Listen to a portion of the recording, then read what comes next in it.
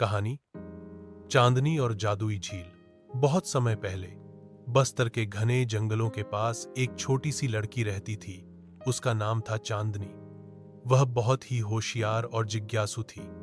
हर रोज वह जंगल की तरफ जाती, नए फूलों को पहचानती, पत्तों से बातें करती और चिड़ियों के गीत गुनगुनाती। एक दिन बारिश के बाद जब सब कुछ चमक रहा था, उसे जंगल के बीचों बीच एक झील दिखी जो पहले उसने कभी नहीं देखी थी। झील की सतह चांदी की तरह चमक रही थी और उसमें से नीली रोशनी निकल रही थी। चांदनी ने झील के पास एक पत्थर पर हाथ रखा तो झील ने धीरे से कहा, तुम खास हो चांदनी, तुम्हें एक काम करना होगा। झील ने बताया कि उस जंगल का जादू धीरे धीरे खत्म हो रहा है, क्योंकि लोग अपनी इच्छाओं के पीछे प्रकृति को भूल गए हैं। अगर चांदनी चाहती है कि जंगल फिर से मुस्कुराए तो उसे 3 काम करने होंगे। 1. सबसे ऊंचे पेड़ की चोटी पर चढ़कर वहां से सूरज की पहली किरण को छूना।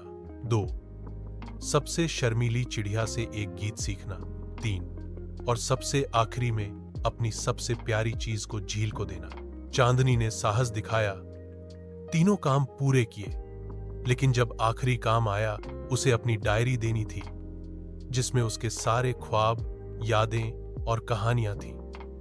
उसने थोड़ी देर सोचा, फिर मुस्कुराकर कहा, अगर इससे जंगल फिर से जिंदा हो सकता है तो मेरी कहानियां भी उड़कर पेड़ों में बस जाएंगी। उसने डायरी झील में डाली और झील सोने की रोशनी में बदल गई।